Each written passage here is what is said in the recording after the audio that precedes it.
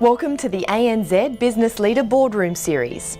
In this fourth webisode of the series, FrontRunner Consulting's Doug Mathlin, together with some of the nation's elite business writers, will show you how having a mentor can effectively help you grow your business. Over the next 20 minutes, we'll show you what to look for in a mentor, as well as how to mentor others successfully. So let's get started. Download your workbook now. You'll find the link for your workbook under this video, and then follow along with this webisode as we guide you on the benefits of mentoring. There'll be times throughout this webisode where you'll be required to fill in your workbook, so make sure you pause the video and give yourself plenty of time to complete the tasks properly. If you do that, then at the end of this webisode, you should have all the tools needed to identify the best mentor for your needs and understand how to mentor successfully. In addition, you'll also receive 2 CPD points, which will give you the code for at the end of this webisode. Throughout this webisode, you'll hear from a lot of different people with various insights. To get the most value, always be thinking about how the information provided can apply to your business. Before you can understand how to be a mentor or be mentored, you must first understand what it is.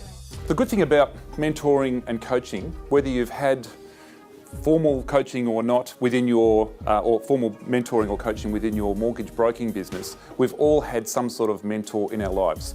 From sport, hobbies, and just general learning of life, in one way, shape or form, we've all had a mentor or someone we've looked to get advice from. Coaching or mentoring isn't an exact science.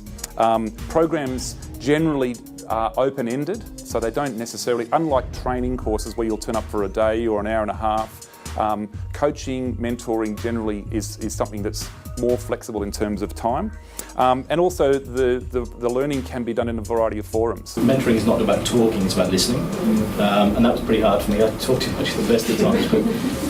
But if you shut up and listen, quite often these people, people that you're coaching and mentoring will actually solve their own problems. Just let them talk it through, and all of a sudden it comes clear.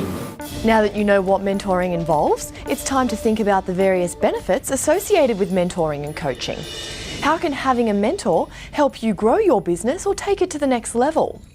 How can a mentor help you grow your business? We all seem to agree that we'd like to grow our business in here. Maybe these are some of the things that we specifically would want to talk about.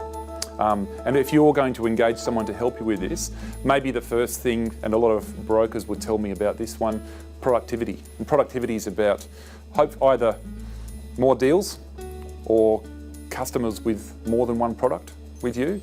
The amount of time that we spend per deal, getting it from interview to settlement, or interview to unconditional approval, or even interview to lodgement.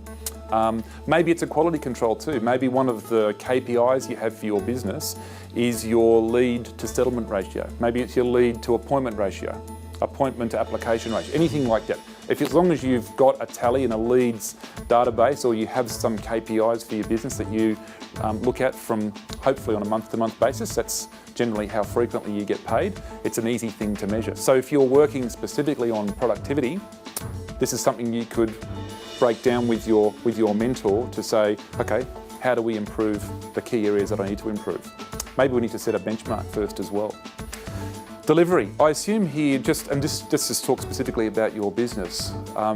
Being in a room of top producers, you no doubt get feedback from all the customers that you deal with. If your businesses are built on repeat and referral, you don't want to leave it to chance. You've got to find out whether your customers are going to use you again and talk and refer you to other people. It's a system-based result. If you want feedback, you put a system in place to get it. Yep. And we've got a few things that we do, and we've got my business partner is totally dedicated. Her role is all about service, that's it.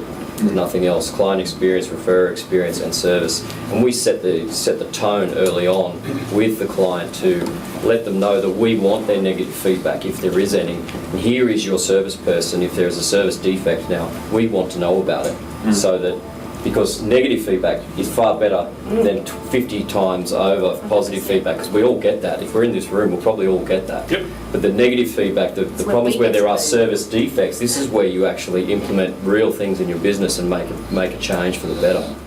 Goals and measures, I think, is the easy bit. It's the actions that I've always found the hardest. Yep. You say to somebody, well, what do you want to do? All right, I want to write $10 million a month. Okay, how are we going to do that? And that's where the main conversation is. It's around those actions rather than just the goal. Yeah, absolutely. In fact, I was running a session recently about referral relationships and so on, and I actually say one of the easiest things to do with a referrer is to get an agreement from a referrer. Yes, I will refer business to you. The hard thing is to get them to refer business to you. Yeah? There's a big difference between because might be, could you please leave my office now? Yeah?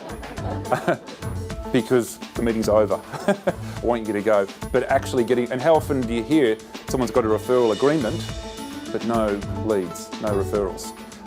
That's the ongoing coaching, mentoring, if you like, of the referrer, the big how, and that's the hard bit, and Tim, you're absolutely right. Getting the actions, the behaviours to change is the hard thing. The other thing that I think is really important is feedback. How are we doing with this? Is this working? Having a formal and an informal mechanism just to check in to make sure that the person's buying into you mentoring them or you being mentored, to be able to give feedback to your mentor, two-way street, to make sure that things are working. You're actually on track for your goals and measures. You're actually doing what you agreed to do at the first instance. I'd assume that for almost every relationship there's going to be things we need to be better at, and there's things that are going really well. But let's not hope that they're happening, let's formalise them. So whether you're the mentor or you've got a mentor, that's something that's often missing. We assume that things are going really well. So what do we want to achieve? And look, this is a very, very open. We have a long laundry list here, but clearly some professional development, a lot of professional development actually happens informally. We don't get CPD hours for all of the mentoring we do. In fact, we probably do a lot more professional development informally than we get CPD hours for. A lot of brokers that I talk to are bereft of systems. In fact, if they were selling their business today, we say, what would you be selling? More often it's a trail book or a cash flow, not a lot of systems. But maybe that's what we need from a mentoring relationship. But you're not selling a business then, you're selling a trail book. Absolutely. Two different kinds of things. So maybe though, that's if we are very good at the sales side of things, that's potentially an opportunity for our business to document and systemise the things that we do. Maybe it's something you've chosen not to do because it's something you don't really want to do, don't have the time to do, or it's just something that doesn't get you up in the morning. Maybe we can get someone else to help us with that. Pause this video now and jot down what you would like a mentor to help you achieve in your business. Think about how a mentor could potentially help you stretch your goals and achieve your targets. Then write down those goals and targets. What actions have you always wanted to implement in your business but have never had the time to do? Now that you've identified what business goals you would like to achieve with the help of your mentor, now is the time to think about what types of mentoring would suit you and your business. Let's look at some of the types of mentoring and maybe we can just see what your experiences are with these ones. I think the traditional one and the most common one that we see though is the one-on-one at the top of the screen here, where we go and find someone who's reasonably successful in their field, and we just sit down and, as Aaron mentioned, have a coffee with them and find out what's happening. I mean, whether it's a staff member or another broker or someone in a completely different business, just find out what are the things they've done to be successful, what are the things they've done that they would regret or wouldn't do again. One-on-one's probably a fairly typical one. I suppose we have a group of brokers up in Newcastle that get together once every few months and things like that, just to sound off each other and give ideas about what's happening in, whether it be the industry and the lenders, their own businesses, because we're all sort of slightly different businesses with different dynamics around that. So yeah, we actually do that without really even knowing it. The mentoring can actually take place in little snippets. It could even be a 5-minute snippet, just getting ideas from other businesses, whether it be other brokers or businesses outside of our industry. But also, let's just think about peer networking working for a minute. There's certainly a benefit for brokers to get together, and I know sometimes there's an ego issue that can get in the way of other brokers getting together, but there's certainly a lot of benefit where brokers can get together and share ideas in a non-threatening environment in terms of getting ideas to grow their business. We're associated with quite a couple of good broker groups that have similar kind of ethics and an approach to their business. And I've always found it to be really open, and they share ideas. We're in competing businesses, really, but the crossflow of information is great, and we all give freely, and it's been quite valuable. I think mentally we think of mentoring as a face-to-face environment. It doesn't have to be that way too. It can be telephone, Skype, any way you can communicate with somebody else. It could even be an email-based thing if it worked for you. Obviously there's a time critical factor there, but you need to make sure that we're open to the fact that we can still communicate with our mentors or our mentees. We don't have to be there face-to-face with them. We've established a long-term relationship where we are, like the Quarry Home Loan Centre, with a financial planning business, and over the years we've had good success referring to each other, and it's been great for both of our businesses. But it's only recently we've started meeting and actually putting goals and measures in place so we can be accountable for what we talk about at our meetings. So many times we just sit there and chat, have some great ideas, but we put it into practice and be held accountable for what we talk about now. Pause this video now and take the time to identify which mentoring techniques would work for you in your business. Would you prefer one-on-one coaching or perhaps an online-based program? Have a think about it. Now that you've identified what you want to achieve through mentoring and which techniques will work for you, you must now think about how you'll find the perfect mentor or coach. How do you find the right person? If you're looking for a mentor, now let's start with the informal, non-paid situations where we want to find somebody to help us in business. We've got a small budget, let's just say, and the budget is at this stage we can give up an hour a fortnight to go and talk to somebody. Still a fair bit of money out of your pocket, an hour a fortnight. Yep, we have a fair dollar per hour rate, I hope. So how do we go and find these people? Here's a couple of suggestions that I've put up. Maybe we go and talk to people.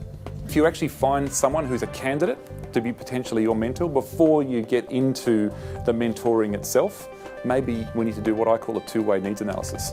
Are you right for me? And am I right for you? Because if it's not, doesn't work both ways, it's not going to work very well. Reference check, or sorry, let's interview some candidates as well. You know, you're basically employing somebody here with your time. Maybe we need to interview people. Reference checking. Nothing better than getting a third-party endorsement from someone who's been mentored before, or just understands a little bit about learning styles, adult education, or is a good communicator. Maybe just having some sort of trial period as well, where we can just see what happens. I think the interview candidates is the key one, because you first understand what you need from that person. Yep. So if your goal is to write 50 million a month and only work 40 hours a week, then you need to find a person that does that. There's no point finding a guy that works 80 hours a week to do 50 million a year, whatever. Yep. So the key is understand what your goals are and then go and seek to find a person. I think you need to find someone who's going to challenge you. I think that from my experience over the years, I've used a mentor or different mentors throughout the time. When I first started the industry, I contacted successful brokers, and when you checked out how they did business, got ideas, implemented some of those, and they worked. Then probably we had a formal mentoring. We actually used Doug for a couple of years, and the reason we used Doug and what we got out of that was we were looking at diversification, and we're sort of at a ceiling from a mortgage perspective, as in what we were doing per month. And Doug basically came in every month and really made us take time in our business to look at the business, so work on the business. And it enabled us after a period of time to determine that we did want to diversify and how to do it and who to do it with. And it took a long time, and our business probably was stagnant for 12 months. It grew and grew and grew for a number of years, and was stagnant for 12 months, and that's when we sort of implemented it. And the success now, we stopped using Doug, not because of he wasn't providing the results, but we'd achieved what we wanted to achieve. And so basically now we've implemented that diversification and the growth in the business, both from the diversification side, which is property investment, but also from the mortgage side, has been great. So now the business has got an additional revenue stream, but also the original revenue stream is increasing at the same time. What I've then done from a mentoring point of view is I now have, I suppose, an informal mentor from a personal perspective. So suppose when your business gets to different levels, it's now about more work-life balance as opposed to actually necessarily just growing the business. So it's actually a guy who I actually run with. He's a senior exec at BHP. So he's, under the pump, got a lot of pressure, but just having discussions with him, he doesn't even probably realise that he's mentoring me, but I just ask questions along the way, and I found that to be really successful. As you can see, there are many different techniques you can use to find the perfect mentor for you and your business. So pause this video now and identify which techniques you will use to find the right coach. Will you conduct a reference check or perhaps implement a trial period? Think about it. Once you've identified how you will find the right mentor, Mr. Mathlin says brokers should then take the time to figure out exactly how they'll make the mentoring arrangement work for them. So how do we make the arrangement work? We've talked about a trial period, and we think that's probably a good idea. At least, like anything, I mean, hopefully you're not going to sign into a contract with your mentor, and we're talking probably about unpaid stuff for a lot of this, but even if you were, I would suggest that you say, well, hang on, as much as I like what you're presenting, and I like what you say that we're going to do, let's find out what really happens. Regular reviews, and in all honesty, I would suggest if you're going to have some formal ongoing meetings, whether it's fortnightly or monthly or quarterly, it should probably start with some sort of review. How is this going for you? Yeah? So that we know where we're up to, but because the mentor needs to know what they need to do differently to, get in touch with you, to contact you. How often do you need the follow-ups? These types of things. But at the same time, the mentee needs to know what they can do differently to make sure this thing works. In recruitment, we often talk about fit. People have got they can do the job. They've got a bit of a willingness, motivation for it. That really grey area that's hard to actually interview for, it's do we actually fit together? And it's a bit about likability and trust and rapport, but sometimes we don't know exactly whether we're going to fit together for some time. It might take a few hours of face-to-face time or communication time to work that out. Yeah, job interview, but people, the words that they're saying are the right words, but you're just not getting the feeling that necessarily maybe they're not believing what they're saying, but they know that they have what you want to hear. So it's just a disconnect there That's why the trial period is probably good, because sometimes they can come across that they're going to be a really good fit, and then you get them in the door and they're not such a good fit, so a trial period is a good option. In that situation, you expect people to know things just because of their experience or where they've been and where they've come from, but necessarily when they hit the ground running, it's not there. You've got to take the time to sort of make it really obvious that you obviously need to work on certain things and move forward. I think too it's very important that while you're meeting this mentor for the first time, that you limit the time frame. Because if you go on for longer than say 2 or 3 hours, it just gets to the point where you say, oh, I'm not really interested in this, I'd rather be back doing what I have to do with the business. And so it's really important just to keep them short and to the point. Some people just expect it's going to be forever, and it quite often isn't. Well, the majority of the time it's not, so you've got to sort of go in with that expectation. I think that it is probably more short-term than long-term, and then I think you get more out of it.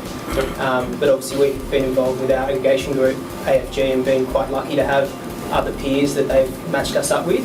That's been great. Polly and I were involved in a group a couple of years ago now. It's kind of fizzled out, but there was, 10 maybe brokers on a good day, and we'd get a lender in and we'd do a bit of lender acknowledgement and training and marketing, and it was good for a while, and it did.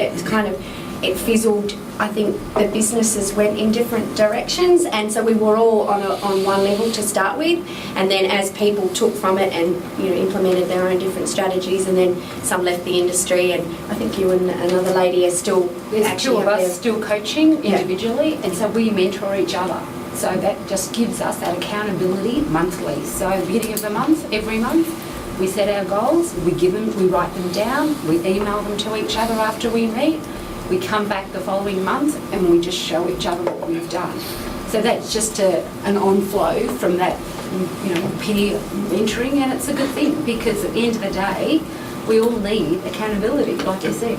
I've had an experience last year completely outside of the industry where I acted as a mentor for a mentee where they matched, it was women in business, and they matched women together, those who are experienced with those that could have been experienced for a number of years but just not where they wanted to be in their business. And through the process, it was a 10-week course, and we took her business to an entirely different vision that she had when she'd set out, and that was based on the mentoring program. And it was just going through all those efficiencies and where her goals were, and then as it turned out, what she had as a vision was probably not going to be as viable. Pause this video now and think about how you'll make the mentoring arrangement work for you.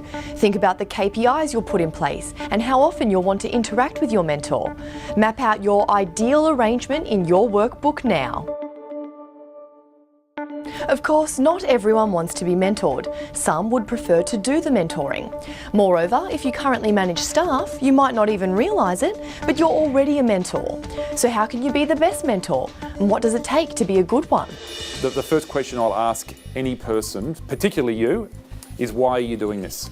Why are you in business is probably the first question. Why are you in business as a mortgage broker?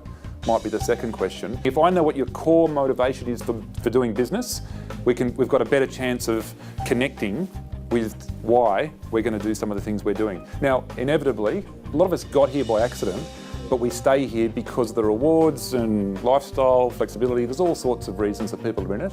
But if I know what it is, and if I'm your mentor, I've got a better chance of connecting with you because I want to remind you of why you're doing this when there's hard work to do. Because there is hard work to do, and there's no successful brokers in our industry that don't do any work or haven't done a lot of work to get there.